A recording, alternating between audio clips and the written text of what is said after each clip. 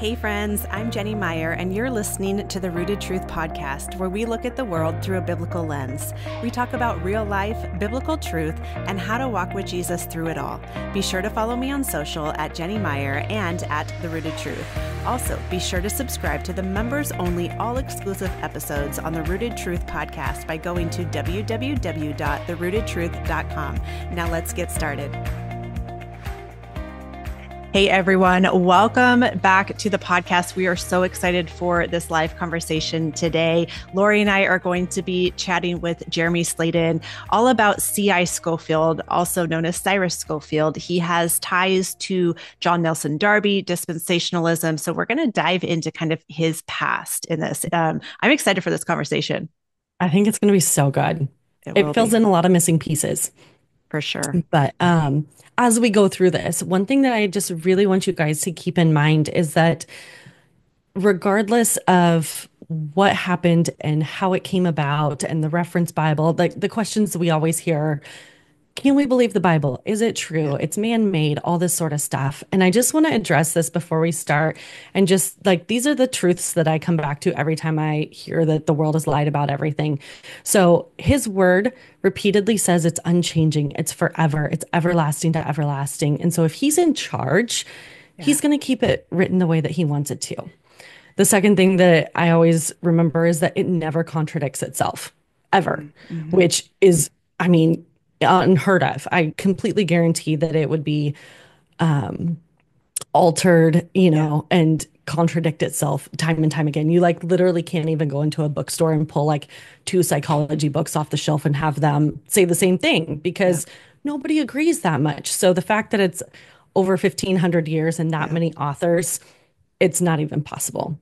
Yeah. The third thing is that the gospel of salvation is evident, and everybody that reads the Bible can understand that Jesus offers us eternal life. And this message of salvation is seen throughout Scripture over and over. And the gospel message itself never changed. And then the last thing I always come back to is that there's an overwhelming amount of historical evidence for the accuracy and the historic background of the Bible and Jesus living and the Dead Sea Scrolls and all those sorts of things.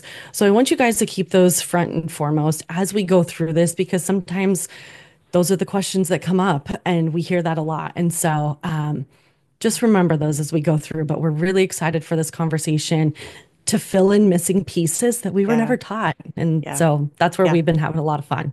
Yeah. Thank you for sharing all that. I do think it's really important because sometimes when we do talk about these things, people will be like, well, how do I trust the Bible? How do I know the Bible is true then? If all of these different men have kind of messed with these theologies. So thank you for starting us out like that. So I'm excited to bring Jeremy on. So let's go ahead and dive in. Hey friends, welcome back. All right. We have a guest favorite, Jeremy. Let's be real. People love it when you come on the podcast and talk. But I'm really excited because we have Jeremy Slayden from JSlayUSA here with us today. And this is kind of a continuation from our last conversation. We dove into Christian Zionism, more of the dispensational theology when it comes to end times, where that came from with Darby. And so this, I think this is our third time having you on, Jeremy. And so I'm excited to kind of, in a way, do a part 3 and dive into the life of Cyrus Schofield. So welcome back. Thank you so much for having me. I'm excited to be back. And this is fun. It's been a progression and it's been a major learning progression for me as I've gone along. And I just appreciate coming on your show and your audience and all that you guys do. Yeah, people love it. I mean, really, the feedback that I've gotten just on the amount of research that you do, Jeremy, is phenomenal. So I want to encourage you, keep doing what you're doing and keep digging in because it is fascinating. You're the one spending hours upon hours and hours. I don't think people even realize the amount of time that goes into research on some of these topics.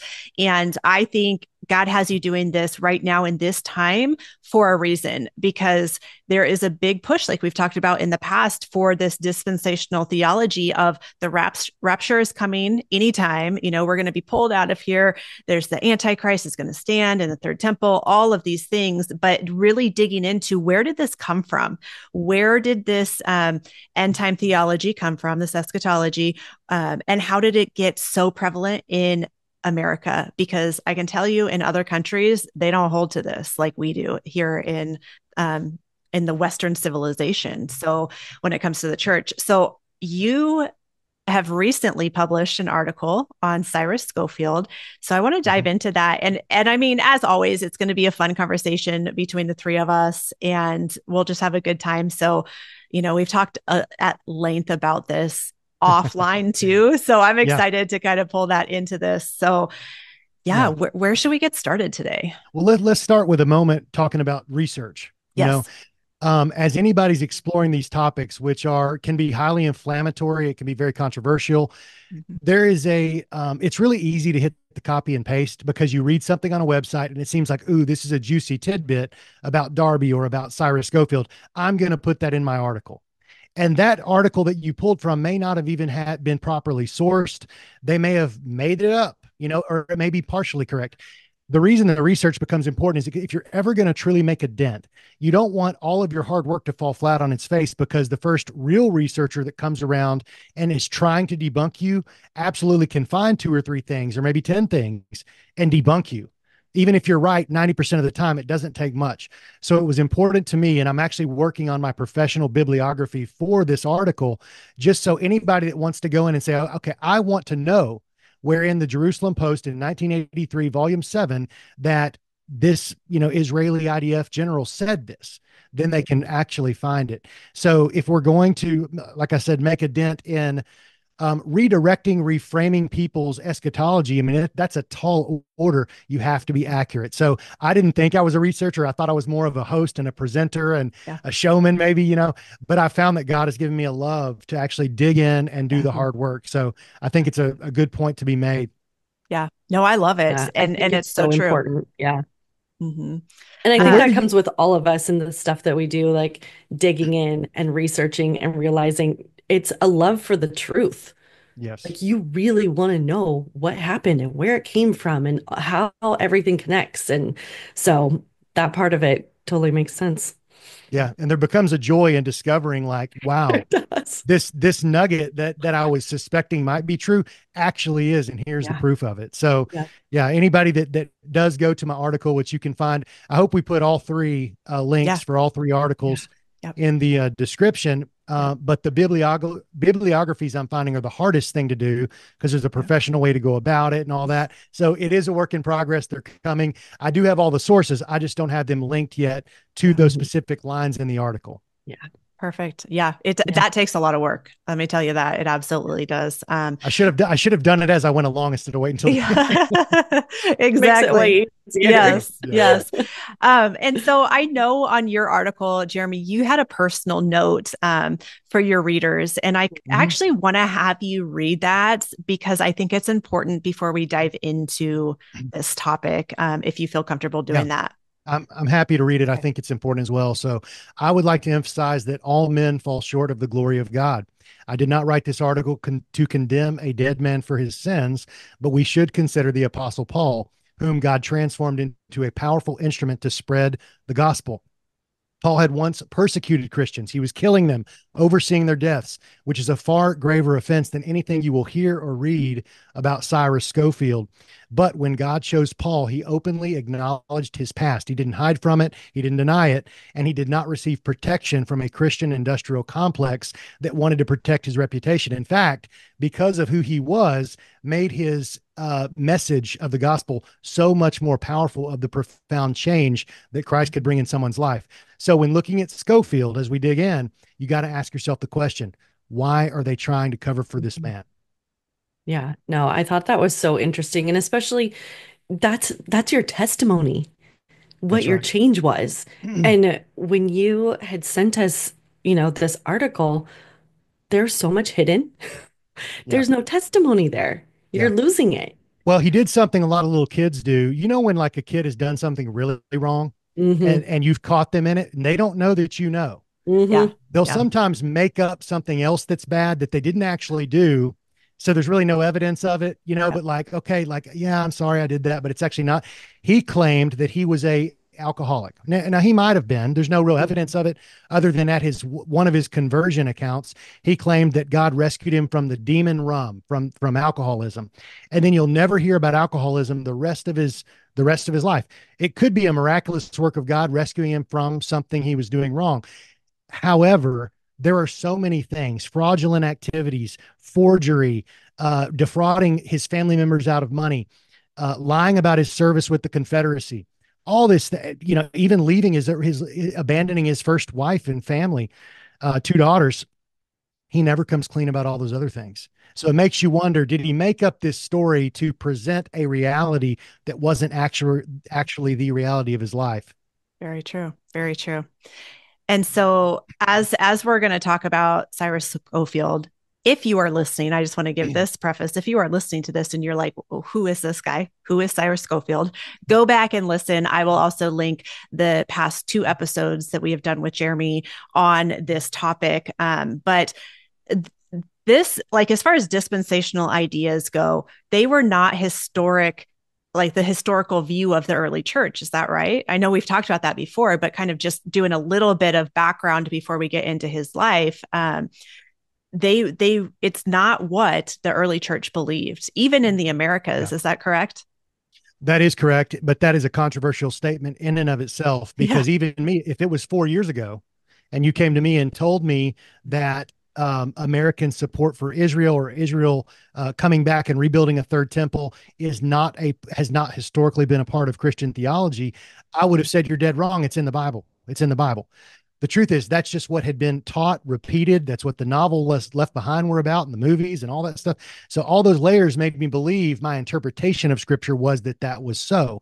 But if you look at serious Christian academics and historians, almost all of them, even dispensationalists at Dallas Theological School, when in the history department, will tell you, yes, this system of eschatology, which includes Zionism and the rapture of the church, really began in the early 1800s. Now, they won't tell you, because they hate it, that it actually started, the ideas came from the Jesuits of the 1500s through the 1800s, trying to deflect the bad reputation of the Pope. Because at that time, all the reformers, Martin Luther and the others, were absolutely convinced that the Pope was the Antichrist and the beast system was the Vatican, which made a lot of sense to them because of the evils that were emanating from that place at the time.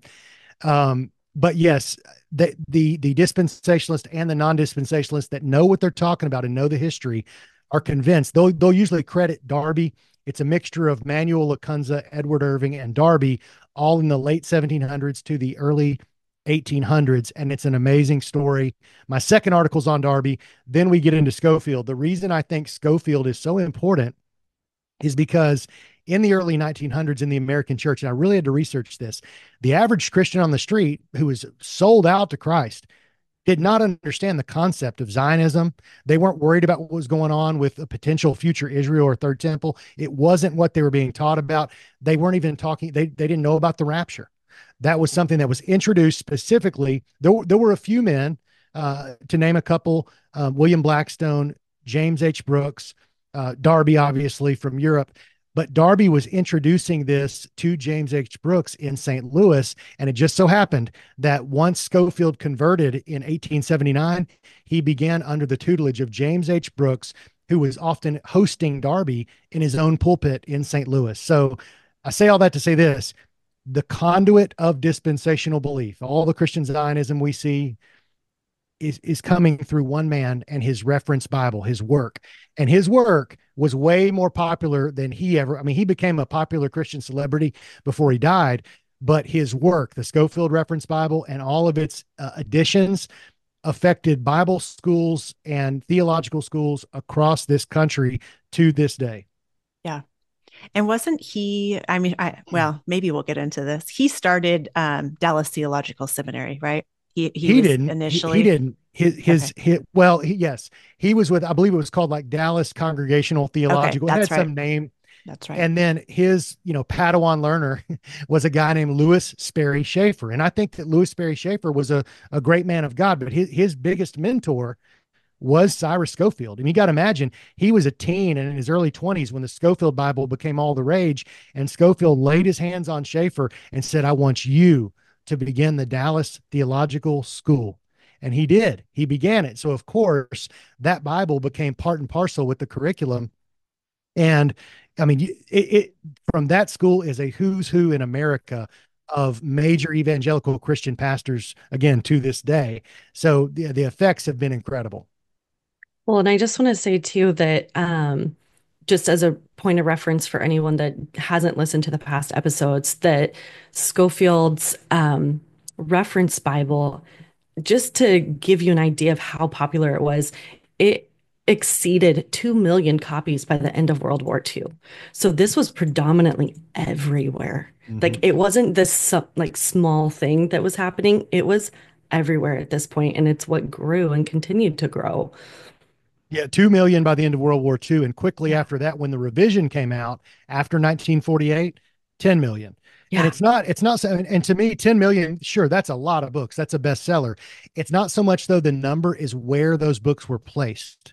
They were placed in the hands of seminary students across the country. Not to say, I mean, there were a lot of families. You've seen that clip of John Rich and Tucker Carlson. He said, I read the Schofield Bible. My dad had a Schofield Bible. That's what we learned from. And those notes that were alongside scripture tricked people into thinking that it had, scriptural authority to the notes. And as the iterations of the Bible came out in 1917, and then the next one, I'll get the date wrong, but it's after World War II, they doubled down and tripled down on the premillennial dispensationalism and especially Christian Zionism. So yes, it was in the hands of lots of budding preachers across the country. And that's all they've ever learned. And that's why you guys have heard me say it, and I will continue to say it. They teach from the framework that they were taught. That's right. When we have questions about stuff, when if someone had told you 4 years ago, Jeremy, like, hey, this isn't legit, like, that sort of stuff, instead of us getting defensive and saying, no, like it is, this is what I've been taught, this is what I've learned, all these things, you say, okay, why? Why do you think this? Why do you believe this? Can you show me something? And that way you're more open to learning. And I mean, this goes for all of us and for everybody listening. This is the mindset we have to have instead of immediately being defensive and closed off and defending something we actually don't know the history of. That's right. And there's two errors that are made. One comes from what you're talking about. We've been so overwhelmed with what we've been taught about how to perceive certain verses in the Bible that we can see it no other way. What's the verse? You guys would know it in Thessalonians that talks about we will meet him in the air. It's what do you guys know which verse that is? 4:17. Yeah. Okay. 2 Thessalonians 4. Google that. I didn't mean to put you on the spot. Anyway, but if you read that from a dispensational point of view, say, there it is. Yeah. That's the rapture. Yeah. Mm-hmm. If you just read the Bible and you've never been taught about a rapture, you'd say that's the second coming. Yeah. That's when all the saints go. That's when Christ appears. There's nothing secretive about it. There's no clothes left on the ground for all the non-Christians say, oh, where'd they go? Like that's what's been. That one gets us every time because we're like, first of all, everyone would know. There's not just leftover pieces, and there wouldn't be a second chance. So that's the one error is we're judging something based on a layering of propaganda. That's what I'll call it. The other error is we actually just read it wrong because we don't know the original Greek or the original Hebrew or Aramaic. Mm-hmm. Like when it talks about, I will bless those who bless you and curse those who curse you. He's talking about Abraham at the time. Israel wasn't even around yet. The word Jews or Jewish wasn't even around yet. And then he said, through your seed, all nations shall be blessed. Seed, singular. Seed being the future coming of Christ. Also, all nations will be blessed. Not just Israel. All. Yeah. There you go. Yeah. All nations. Yep. Yeah. So it's 1 Thessalonians 4:15 through 17. But immediately, because how we were taught, I mean, growing up dispensational, this is what I was taught. This is literally the rapture before it gets bad. And then it's going to get bad. Then there's going to be a second coming. So I mean, it does get out there and it's not to say that our pastors that are teaching this are doing it on purpose. It's they teach because that's what they were taught. And that's how. Yes. Many of the pastors they're just going based on what they've been taught and they see souls coming to Christ and their churches are growing. So nothing appears off about this strain of problematic theology within the overall picture. But at the higher levels, I do believe that there is a plan for a new world order. I do believe that there are lots of powerful entities that are both outside of the Christian faith and within the Christian faith that do know Yes. exactly what this Yes. is bringing forth. And it is, I mean, it's going to sound hokey, but it's like black magic. I mean, they know we can deceive the people if we can just turn their heads a little bit this way, a little bit that way. Not that the only person that's trying to really all plan this out is Satan himself, Yeah. but he has his conduits on the earth. And that's kind of where my article goes. In this particular article, I don't dig into this or that theological point that's off. That's going to be in the next article where I talk about the Bible itself and how it differed away from traditional historic Christian teaching.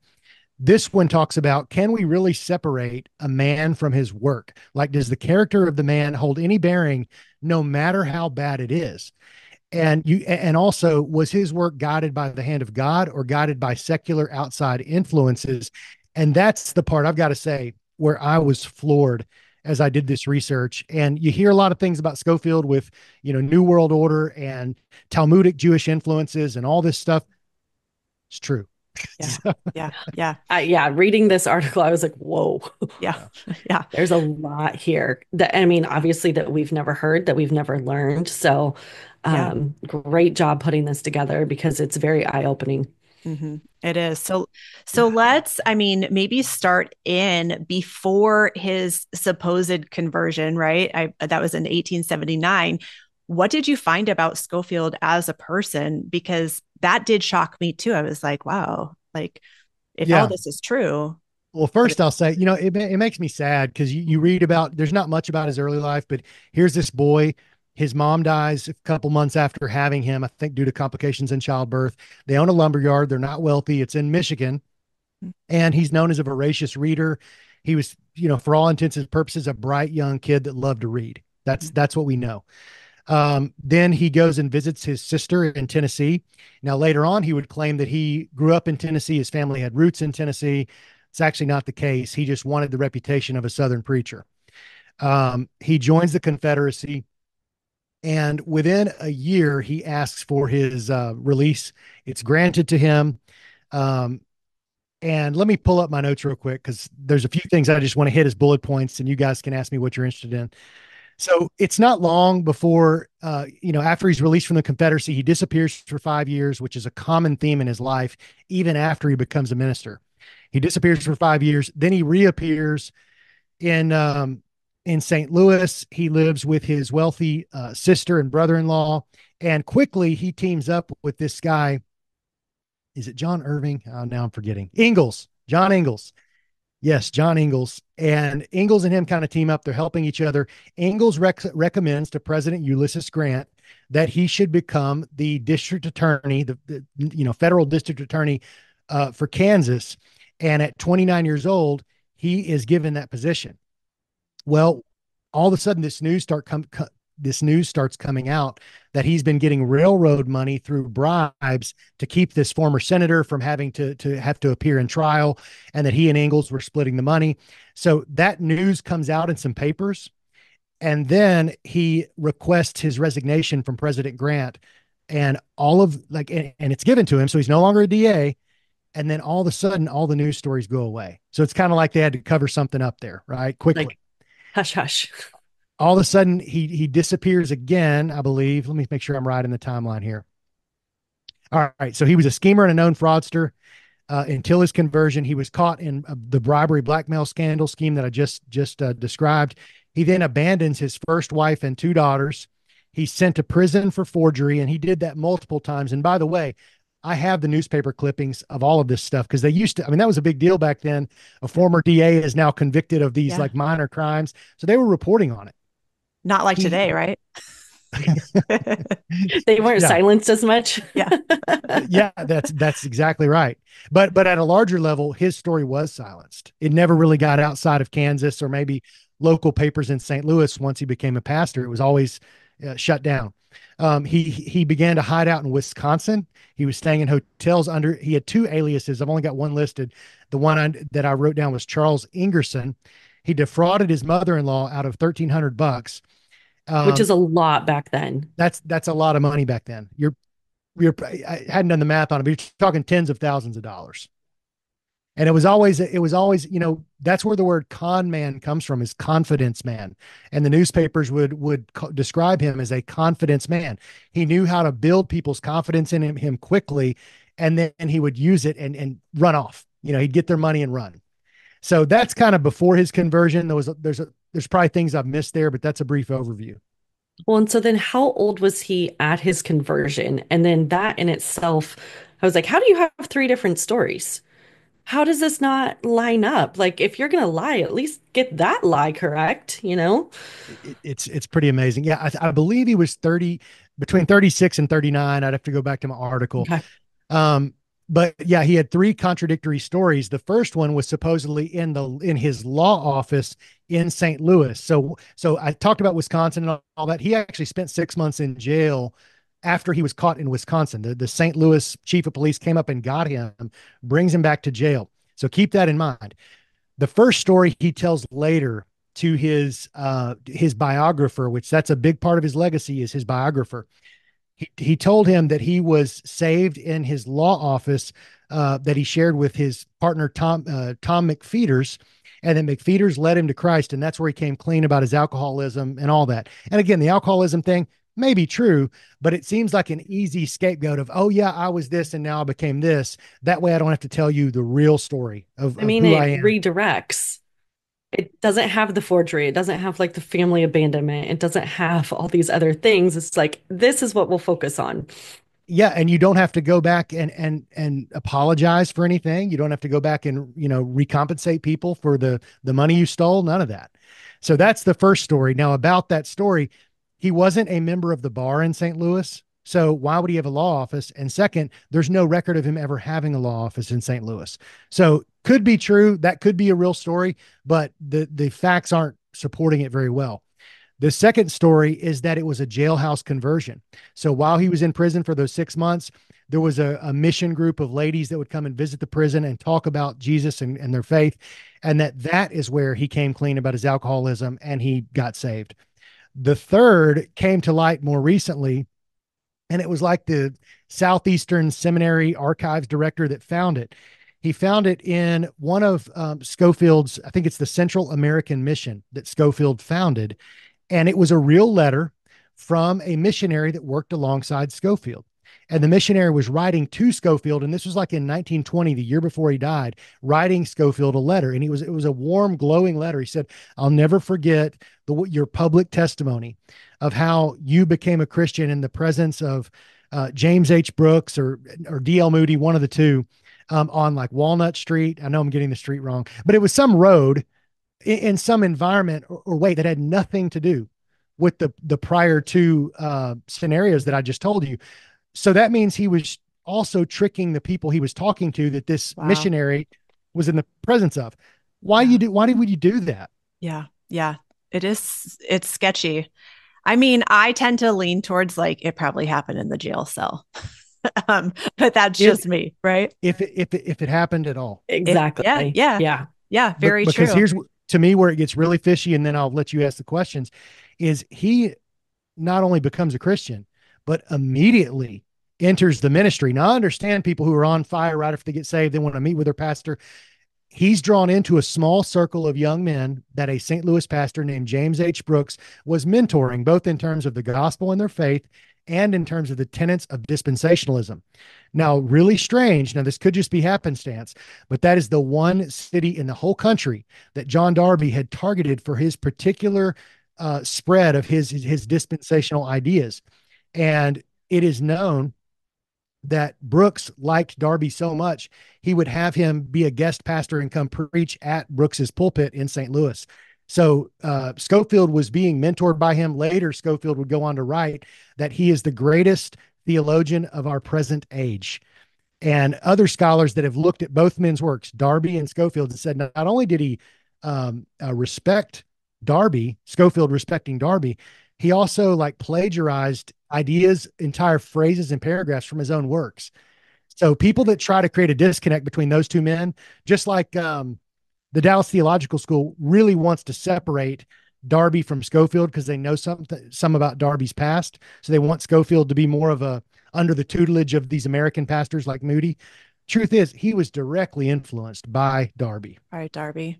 Now, before we get into like the kind of his early ministry, where did it come into play with his life and family as far as leaving and leaving his wife and kids behind and literally just like, peace out, guys.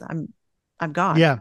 Well, general overview, so I don't have to go into my notes. He basically lost contact with them.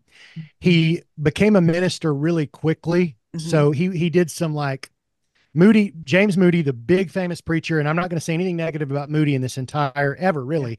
Yeah. I think that he was just confused about who Schofield really was. Yeah. But Moody came into town in St. Louis to do a, what do they call the evangelistic crusade?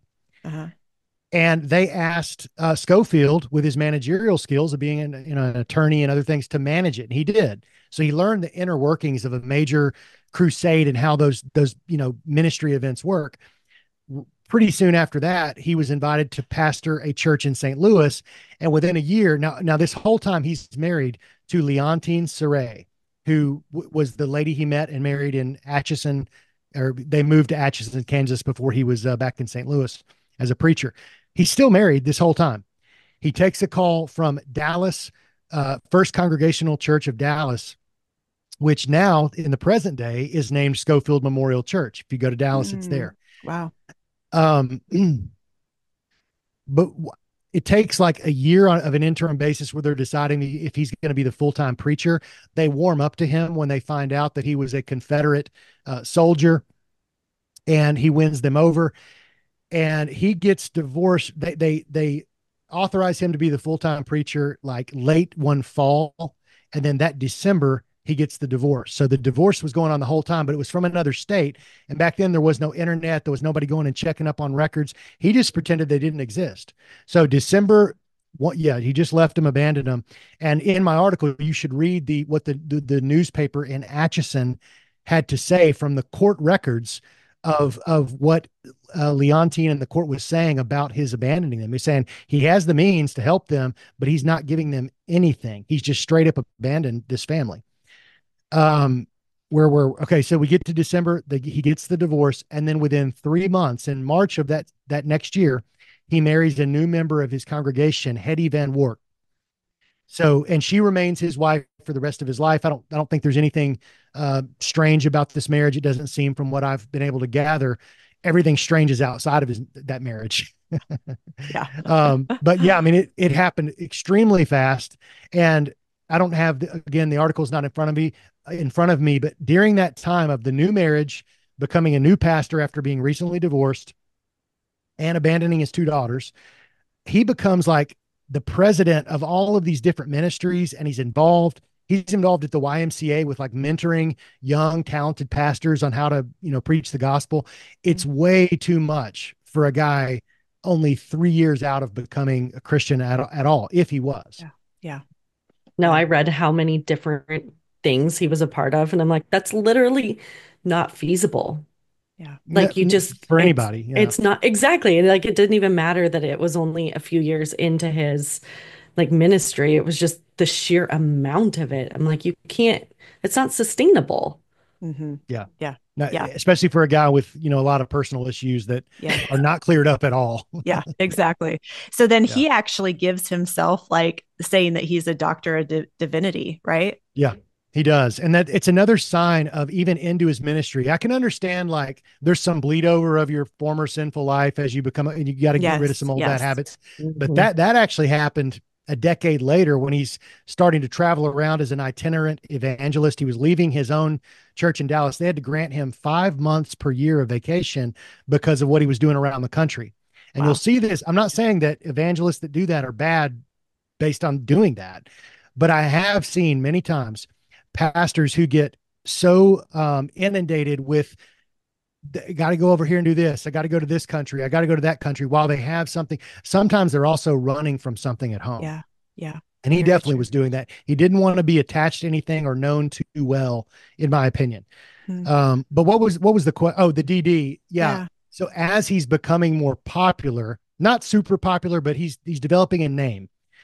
He begins to put Doctor of Divinity on his works. It started with a pamphlet, then another pamphlet.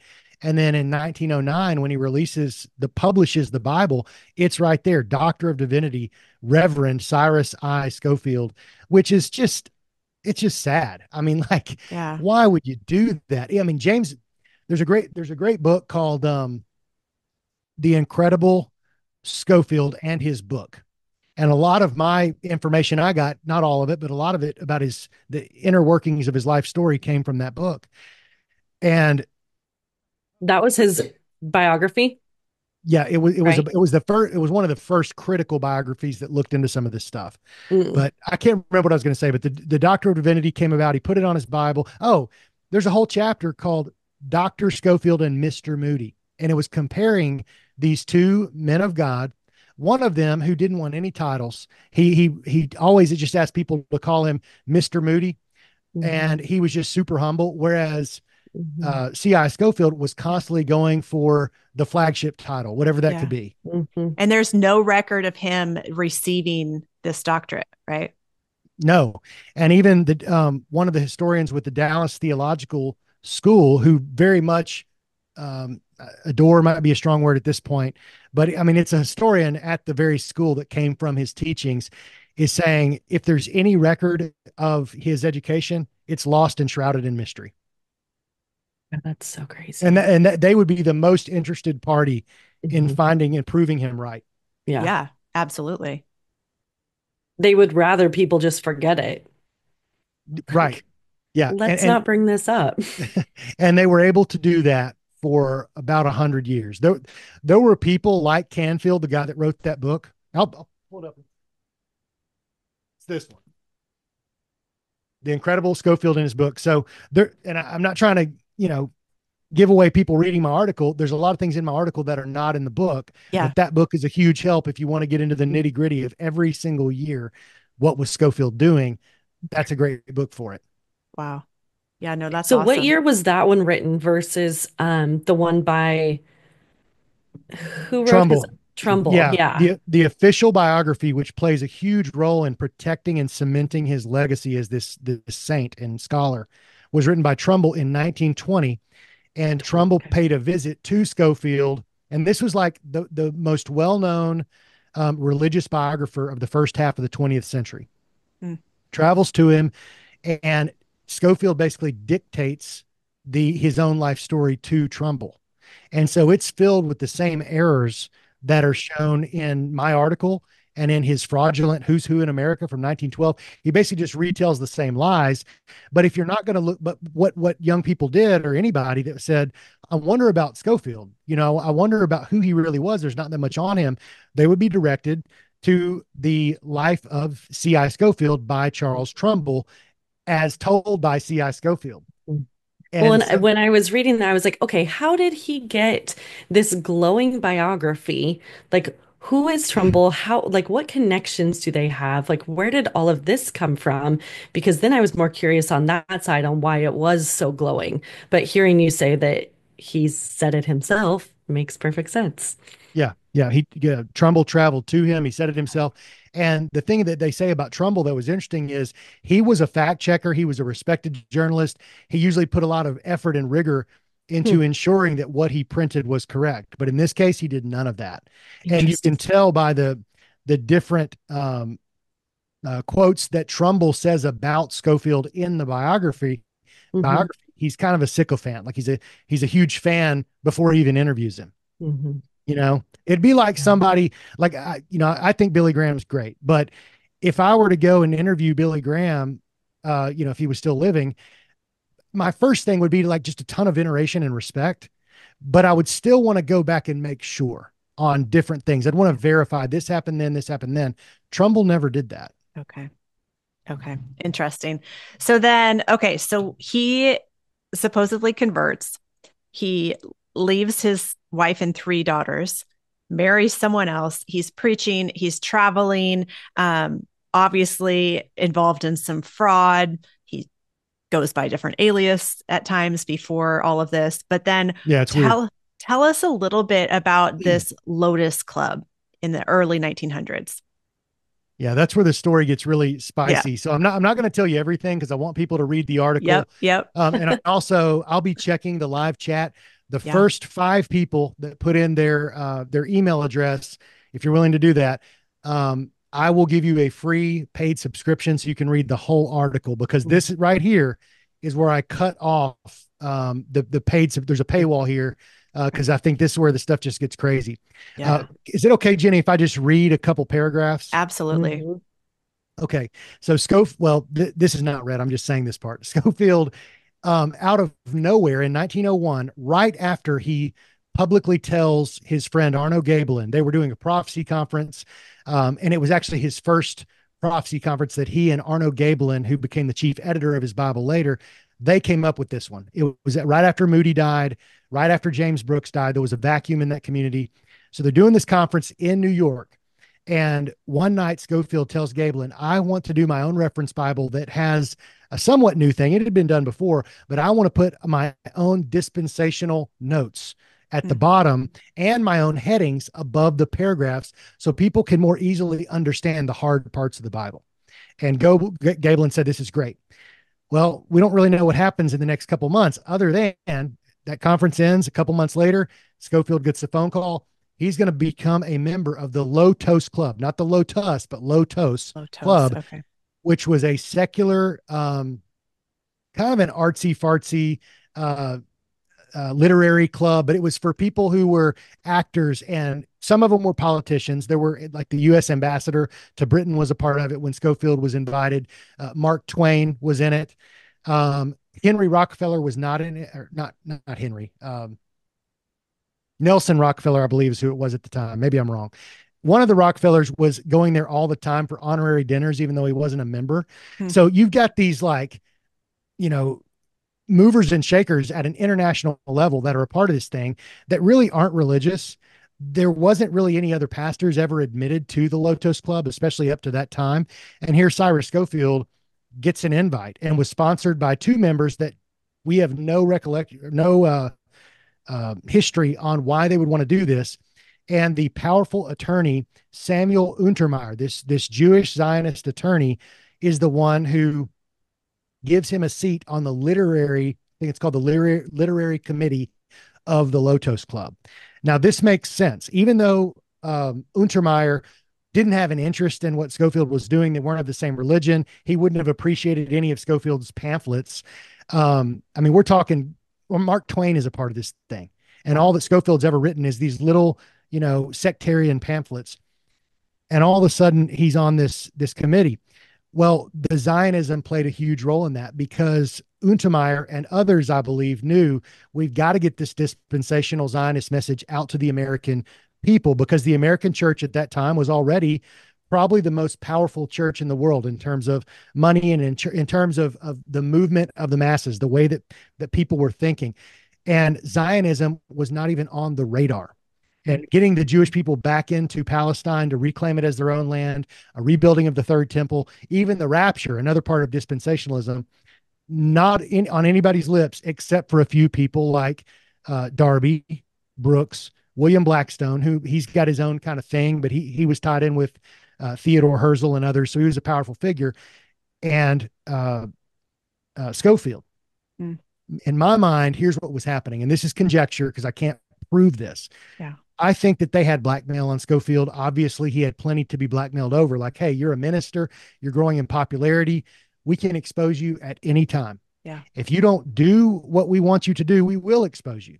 But if you want funding, if you want the support that you need, if you want to meet the right people to become a world famous name and going to be forever respected among the Christian world, do what we say.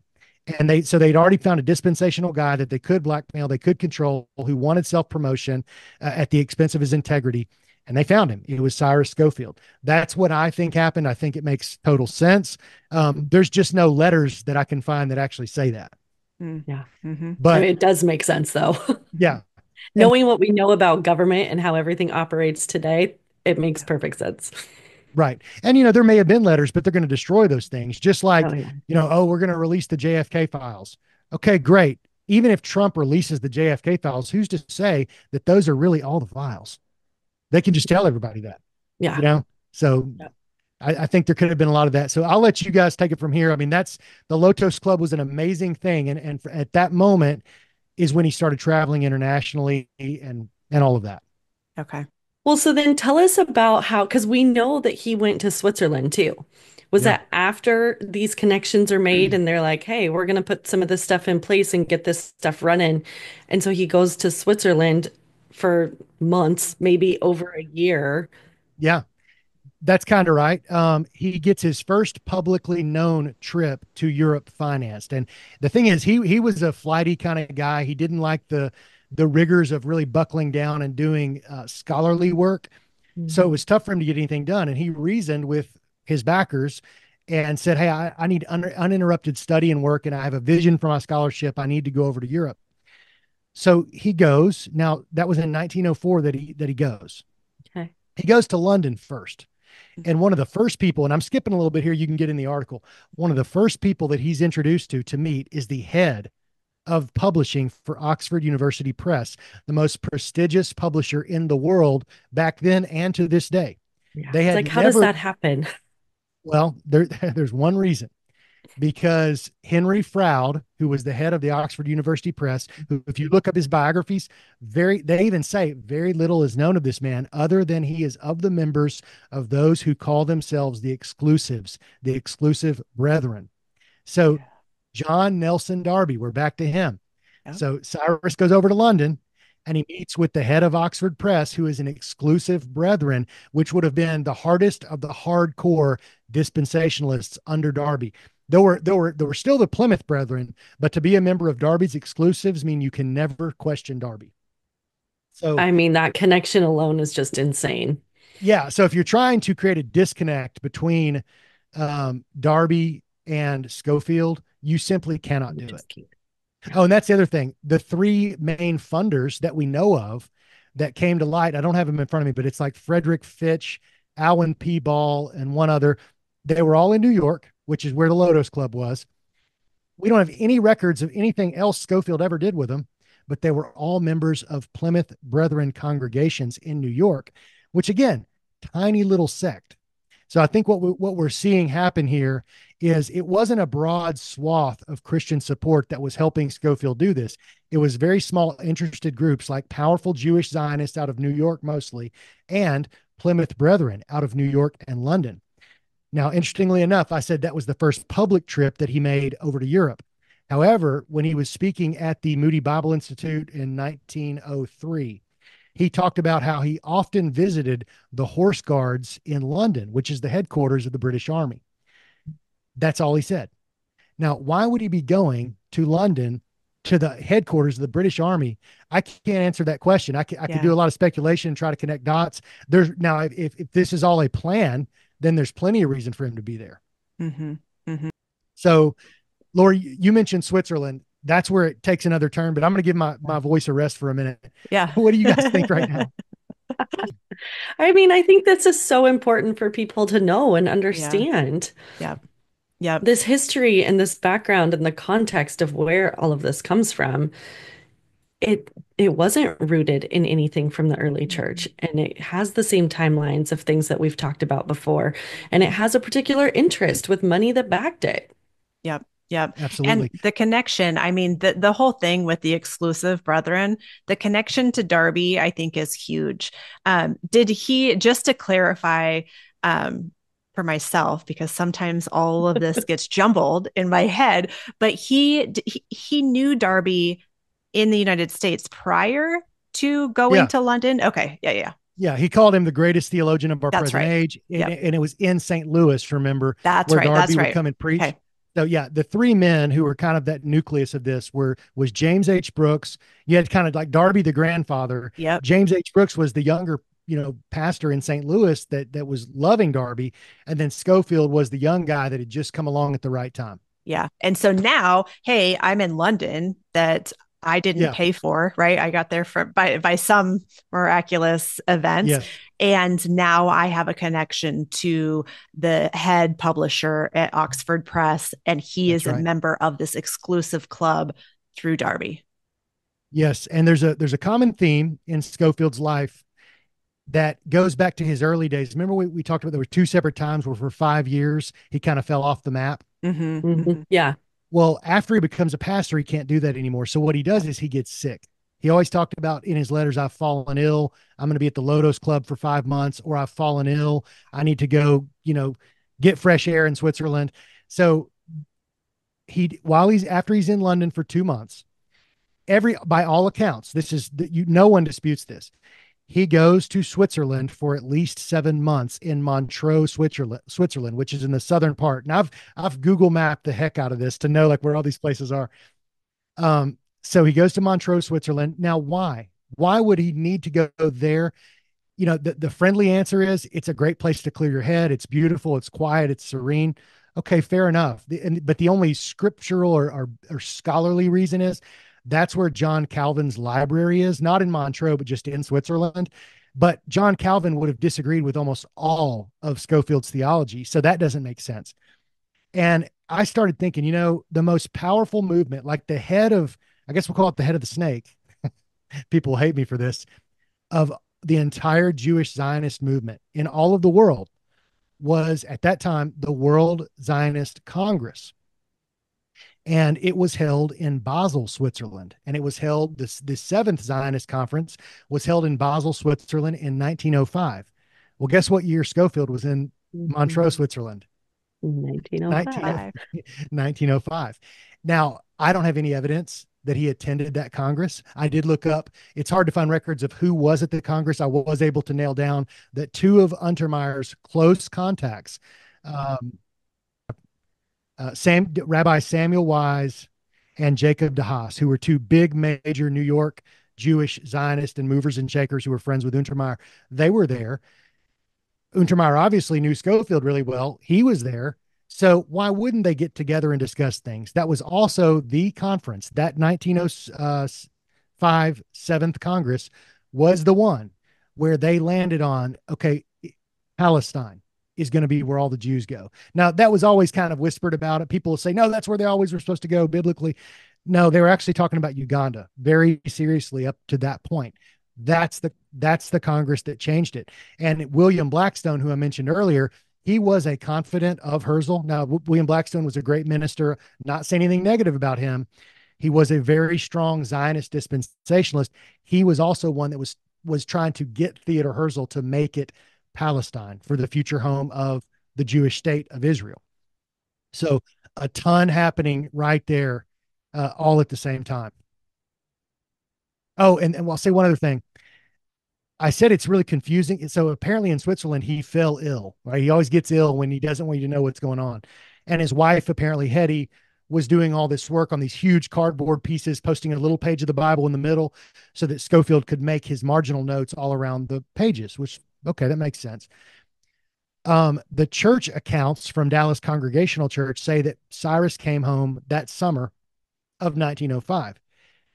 Okay, that's in the church accounts where he was the minister. Okay, so he came home.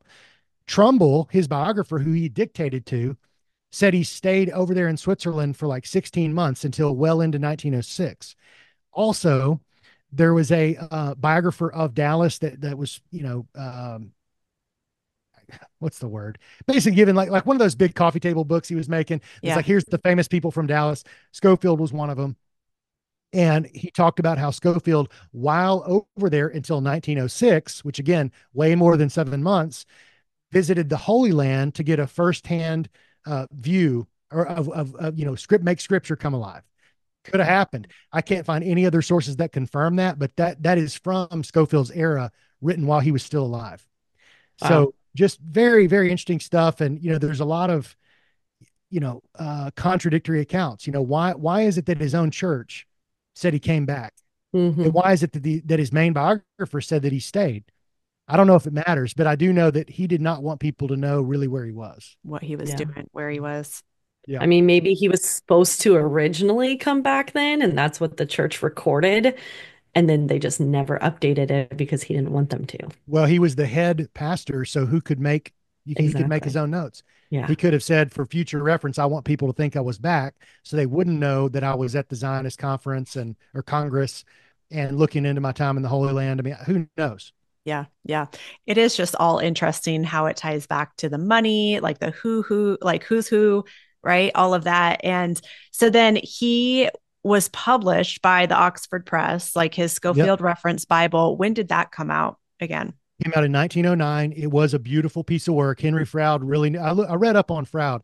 He had made, he was well known and famous for the beauty of his work. I mean, the leather, the way the pages were done. And for that time period, it was supposedly like the most beautiful Bible ever, which Wow. that's really cool, you know? Yeah. Yeah. So yeah, that comes out in 1909.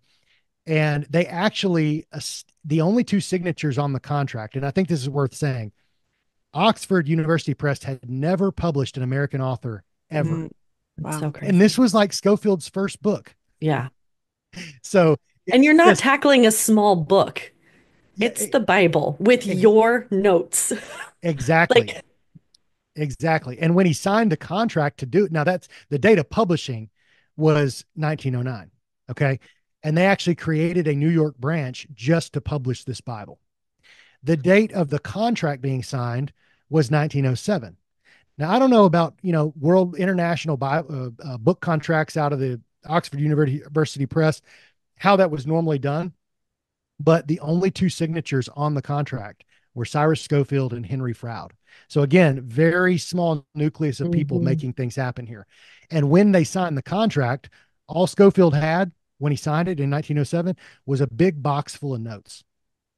I mean, they might have been good notes. They might have been all his notes, but he actually had to buckle down. And they say, by all accounts, that for the next 2 years, that they hunkered down in a New York apartment. His wife, and like Arno Gabelin, not all living together except for he and his wife, but they were working constantly to try to pump out all the pages in the right order.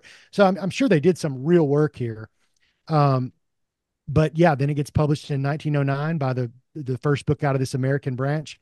And to me, it's just amazing he was able to pull this off, which tells me he didn't pull it off. Other Mhm. people were pulling it off. Yeah. Yeah. Yeah. I mean, Because I it's still just, nearly impossible. yeah, I can't get over just that connection to Darby of like the exclusive brethren. Like that's a big deal. That is a big deal. And the money behind it with the Lotos Club, hey, all of a sudden we're going to send you over here. I mean, that had to have happened. So it's just it's crazy. And I think the enemy knew what he was doing. In Yeah. my personal opinion, the enemy knew what he was doing when he made all these connections, using Irving and Lacunza, all the way till the 19th, 20th century, right? Yeah. Using that. It's amazing to me. Yeah. It's beyond what you have to have centuries worth of intelligence and information to be able to do this. But again, even though I think that you've got Satan running this, trying to deceive the masses, you have men who understand that plan and their role in it, and they want to play that role.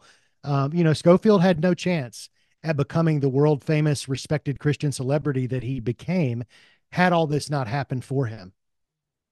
Because he always complained, even in he finally, once he published that Bible, there was some pride about that. And he actually sent a copy to both of his estranged daughters that he had abandoned years before. Yeah, if you get to the very end of my article, you'll read this. And he says, when I become wealthy, I'm going to have a home in Italy. I'm going to have a home in New York, and I'll have a home in Pennsylvania.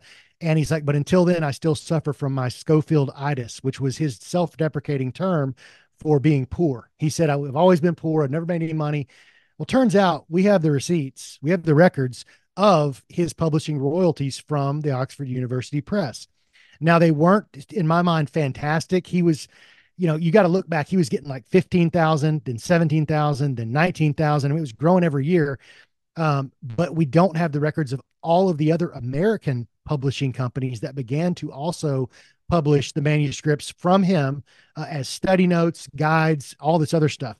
But he was very wealthy, not I wouldn't say multi-millionaire type, but he was wealthy enough to help her.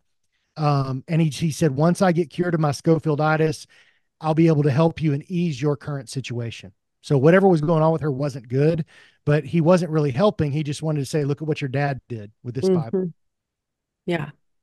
just a major pride thing from the doctor of divinity to his Yeah. name on everything. And then it's almost like throwing that in their face, being like, oh, I have the means, but I won't. Yeah. Yeah. They just didn't know that he probably had the means. Yeah. Yeah. And Absolutely. the other thing, a guy like him, I mean, there were people probably on the take, like, hey, you're going to get this much money. This is what the ledger is going to show you got because we're taking 75%, buddy. That's how, now again, we have receipts of certain things. We definitely have receipts of his character. We definitely, and flat out lies. And we definitely have receipts of his travels and who he was associated with and the Lotos Club, which by the way, the dues of the Lotos Club, along with, now he said he lived there. He called it his residence in Who's Who in America. Now at his eulogy, they never brought it up. So most of the Christian community actually did not know that he was part of that exclusive club, but the world did.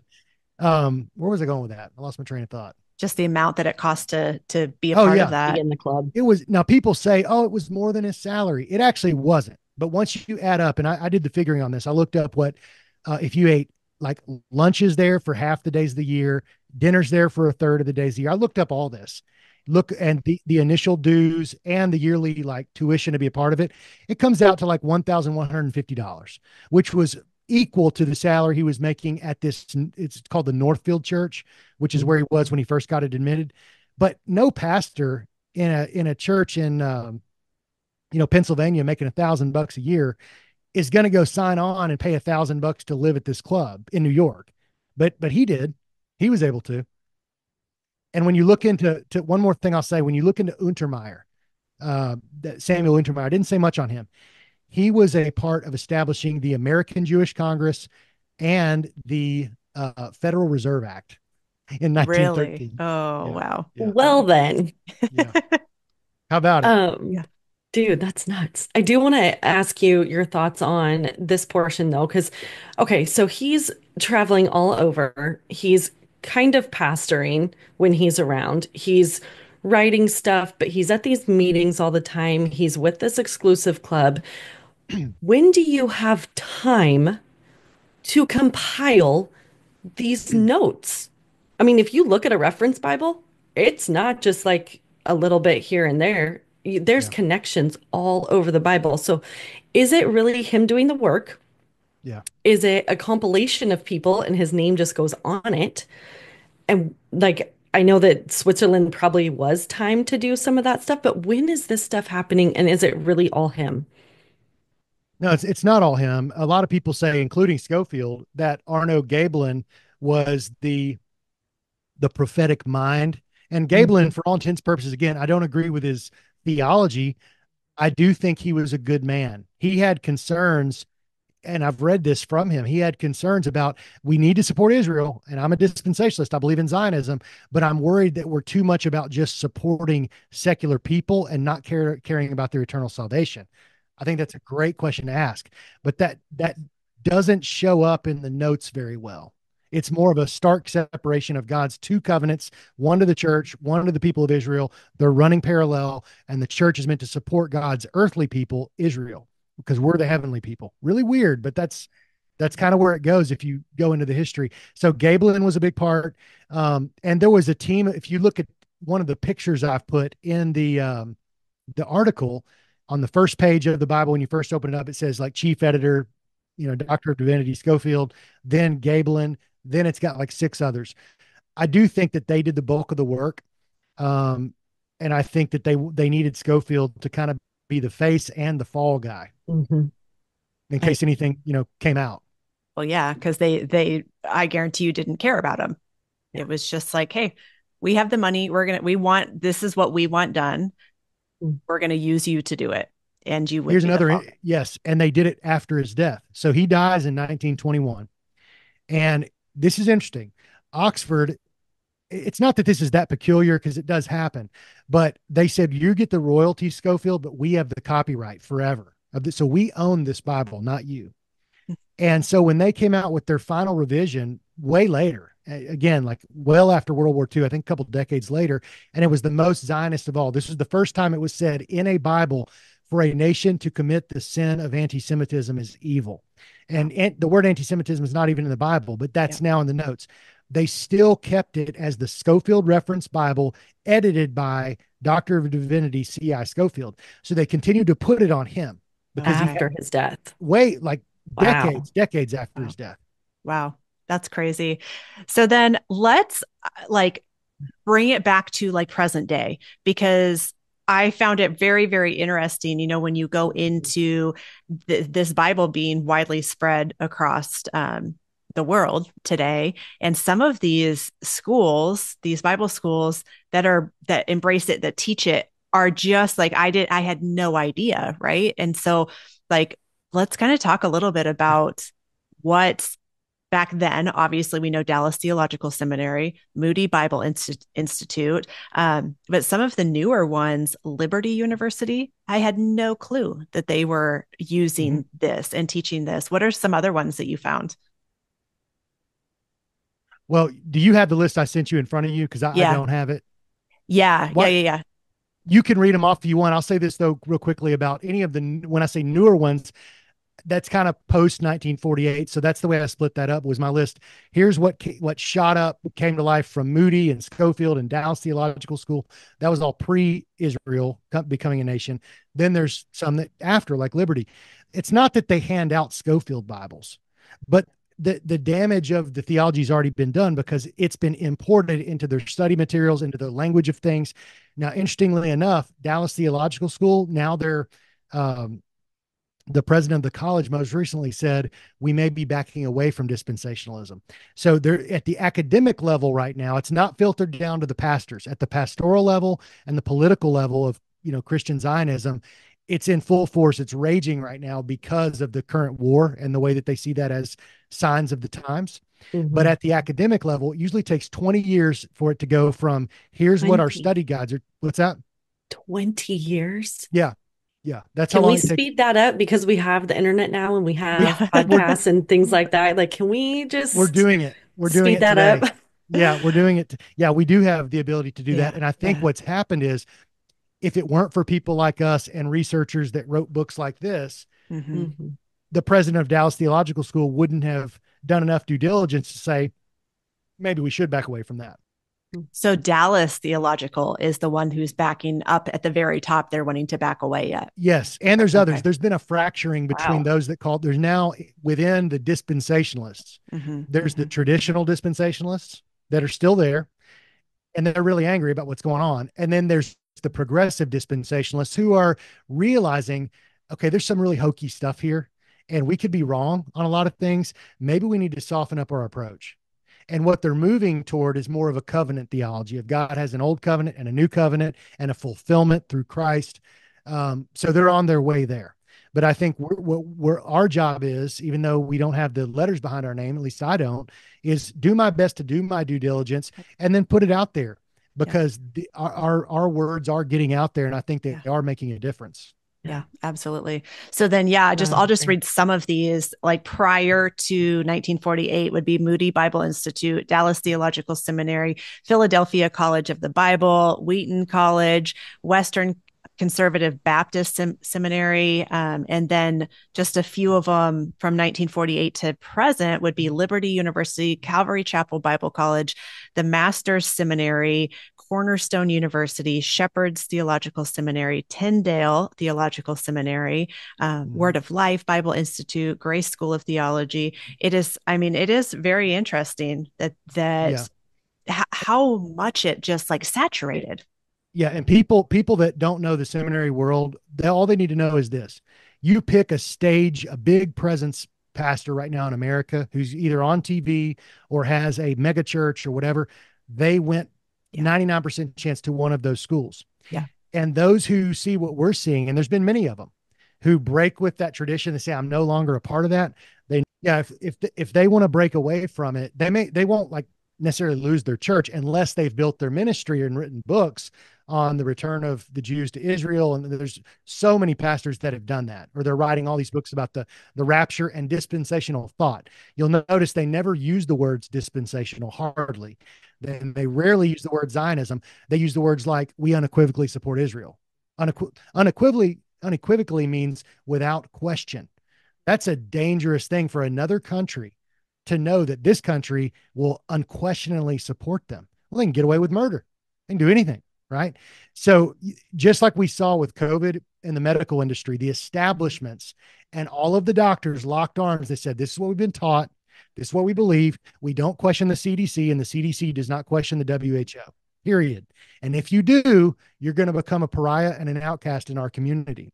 That's exactly what has happened within the Christian church. But just like with COVID, which COVID happened so fast, it was more kind of in a box of 3 to 4 years. This has been bubbling over now for 20 years because there's a lot of pastors that believed 1948 was the major fulfillment of prophecy. The Jews have come back. They've returned. Yep. And now I think it was Chuck Smith, the founder of Calvary Chapel. Again, not saying bad guy or bad ministry. Great things came from that and still do. But he made out loud claims in sermons and in his books written down that because that it happened in 48 and the way the world's going, that 48, that 88 would have to be the actual return of Christ. Therefore, you got to back up 7 years for the rapture. So it will have to happen before 1981. And there's a lot of people that believe that. And right now they're pushing it back and pushing it back because they want to figure out a way. How do we still get this? So I think there's kind of two things going on. On the one hand, there's an excitement because there's a lot of stuff going on in Israel and it looks like they're being attacked, which is part of the theology of the whole world's going to come against Israel. There's a lot of excitement on the one hand because Bible prophecy looks to be happening with all of the nations coming against Israel. And then on the other hand, it's got to be a little scary and frantic because it's like, well, what if we get past this generation and we can't lean on that scriptural interpretation anymore of this generation shall not pass away or whatever? Man, like, what are they going to do then? Because all those books they've written, go ahead. Right now, I think we're like at 76 years from Israel being founded in 1948. So some people hold to the 80 years too. Yeah. So 70 is typical. And then if you're like, what is it? If you're like strong enough or if there's enough strength in your days, it's 80. And so, but I would like once we get past that point though, there's no excuse. Yeah, there's not. But also biblically, a generation is 40 years. Yeah. That's what the Second Temple Jews understood. It was 40 years. So that's why they were pushing for the 1988 portion. But then that doesn't happen. So they push it back. Oh, well, Psalm says 70 years, but if you're strong, 80. So yeah, in another 4 years, if something doesn't happen, things are going to have to give. Here's my prediction. There's no way that these men will lose their credibility or they have zero interest in being wrong. They will have to find something else that means, well, now it's considered a nation. Now, we were wrong about, this or that. But now that this is happening, now that they've got the West Bank and Gaza, because that's what Israel wants. Now that they've got greater Israel, which was the original intent of Theodore Herzl and the original prime ministers. Now they've got that. Okay, now we got 40 years. We were just wrong on, because in God's eyes, it's from the river to the sea, and they had never had that till now. You're going to see that. You're going to see that happen. But I think pretty accurate, Jeremy. It's still going to be a fracture in their base because their base is going to start being like, come on now, guys. We hung with you for 70, 80 years. Yeah, exactly. Well, just the fact, I mean, Jenny and I have talked about this a lot. Just the fact that one verse it's been completely taken out of context because it's not 2000 plus years later after Jesus said it. That generation was then. That's right. Yeah. And absolutely. And that is a tactic that goes back of changing scripture a little bit here, a little bit there, one word here, one word there.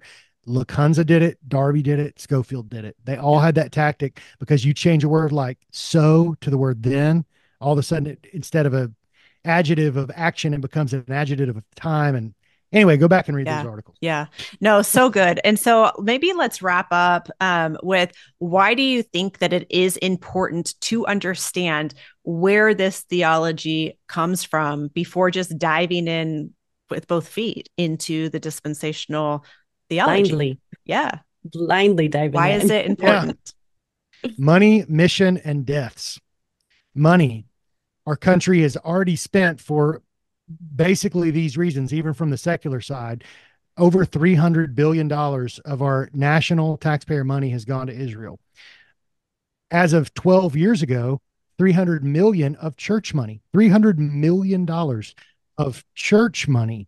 Now, I don't even have the more recent. I've got a book from 2012, $300 million on top of the 300 billion that our government has sent. Our church and these ministries that are fledgling, that need help, that just need support, could really use that money to win souls for Jesus Christ. Yeah. Instead of war chests. War chests, and let's build a third temple because you want to build a third temple right now where the Dome of the Rock is. That doesn't come without a war. Yeah. But that's what the theology tells them we should expect. So even though Christians are like, pray for the peace of Israel, pray for the peace of Israel, God's going to protect his people, you're asking for a war. And the truth is, did God protect his people on October 7th? Did he protect his people during the Holocaust? If you believe the real, the narrative we're told, I mean, like, time and time again, like, did God protect a lot of Israelites throughout the Bible? Like, I mean, yeah. Well, and the thing here too is Israel, you're supposed to be following God. Israel doesn't. They don't even believe in Jesus. There's a huge disconnect there in itself. Yeah. And even on the secular side, it's exactly what you're saying. They don't believe in anything, even their old Judaism. On the Jewish side, though, as we know, it's become Talmudic Judaism, which looks nothing like what the Israelites were practicing, at Solomon's temple and up until the time of Christ. It's the religion of the Pharisees, and Jesus Christ said a lot of very negative things about the traditions of the Pharisees. Yes, he did. Yeah. Go read Matthew 23 if you have questions on that one. I mean, I find it so interesting, to be honest. And I think, Jeremy, we're so blessed to have met you too, with how much research and passion you put into this, of just understanding. And hey, I'm going to dig in. I want to know why. I want to know who these people are. And so it's been so great getting to know you and have you walk us and the audience through these different things. And so where can people find you? Where can they find this article? Because hands down, you guys need to go read this entire article. It's really good. Thank you. Appreciate that. JSlayUSA.com takes you right to my Substack page now. Let's go ahead and just put the 3 links of the 3 articles in order in the description. Perfect. So they'll be right there. But yeah, if you want to follow me on Instagram, Rumble, or JSlayUSA.com, or all 3. And I will say this too. You asked me, I said the 3 things are money, mission, and deaths. The money and the mission go together. But the mission piece, when it comes to the Jewish people, instead of just supporting Israel and blessing Israel with our money and all this stuff, let's evangelize Israel. The Jewish people that needs to become front and center. And then in terms of deaths, that's why the Christian Zionists will never talk to you about the death tolls between Israel and Gaza, because it is so blatantly embarrassing to them. They don't even want to. It's horrific. It's truly awful when you see those numbers. Yeah, absolutely. That's right. Awesome. Well, I have loved this conversation and digging in. Again, you guys, all the links are in the show notes. Go check it out. And Jeremy, is there anything you want to wrap up with in discussing whatever it may be? Dispensationalism, Schofield, Darby. I think we've hit a lot. There's a lot more in the article. I really appreciate what you guys do as well at the Rooted Truth, and iron sharpens iron. Let's just keep going. Yep. Amen. I'm sure we'll have you back for a 4th time. You need to start working on your next article. Oh, I will. No. I do have one announcement. So the article's written, and I've talked to a producer friend of mine that makes documentaries. He read the article, he loved it, and he said, what do you say we make a little documentary visual, based on your article? So that's what we're doing right now. So I'm excited about that. It's going to have, period pieces with, pictures and all that stuff of what was going on at the time. Oh, so that's awesome. So cool. That'll be fun. That'll be a fun little project. Yeah. When do you guys think that'll be out? I would say in 3 weeks. Oh, that's quick. Nice. Dang. Real quick. Yeah. Good work. We're not like traveling to London and going to Switzerland. It's not an on location thing. That'd be awesome though, if it was. I know. But the good news, see where he really went. Yeah. The hard work is done though, because the script is written. The research is done. Yeah, so. Absolutely. Oh, well, that's awesome. Congratulations. Thank you. That is really cool. So then what is your next article? Because I know that you were doing a series on your Substack. What's the next article to come? Yeah, there's going to be two more planned, maybe three, but the next one is going to be going from, who Schofield was to what was, and we got into this a little bit today. What was the impact of the Bible through the colleges? Who today is preaching this hardcore? What does it look like in our politics? It'll get into what Christians believe about Israel and why they don't know half the story. So it kind of leaves from Schofield and gets into what does modern Zionism and rapture theology, what are the outcomes of it today? And then the final one is going to be called Looking Forward to the Kingdom of Heaven. And like you guys know, it's really easy for me now to say what I don't believe. I've still been kind of working on where do I land though? I'm not confused, but I've been undecided for a while. So I'm working on that. And I think that last article is going to be more like, here's what I believe and why I believe it. Yeah. No, I love that. So cool. And I know you guys want to have a hand in that. You'll probably want to contact me before. I know. Be like, hey, Jeremy, can we have a Zoom meeting? Just going to make sure you're on the right track here. No, I love it. And I mean, the Holy Spirit will guide you in all truth. So, you know that. So cool. I have enjoyed this conversation. I know that the listeners are enjoying it as well. I'm sure many are taking notes on this. So you guys go check out Jeremy, check out his work. Click the link to the article. It's one that you do not want to miss because it's one of those missing pieces that it kind of puts. It's another puzzle piece in unveiling everything of where dispensational came from and how prevalent it is in today's churches. So Jeremy, thank you. Thank you if you are watching live. We are live streaming this. We appreciate it. And yeah, we'll have you back again. All right. Looking forward to it. Thank you. All right. See you guys. Bye.